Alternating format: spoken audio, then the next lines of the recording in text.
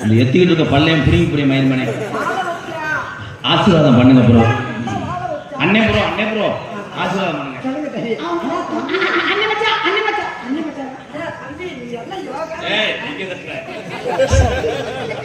அவன் நம்பி நான் போலாமா? இது தாயம் போட்டு பாக்க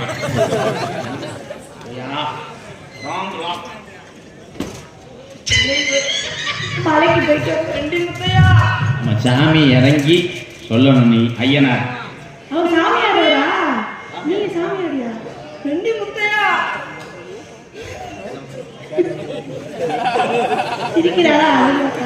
ரெண்டு முத்தையா அடுத்த வார்த்தை வர மாட்டேங்குது.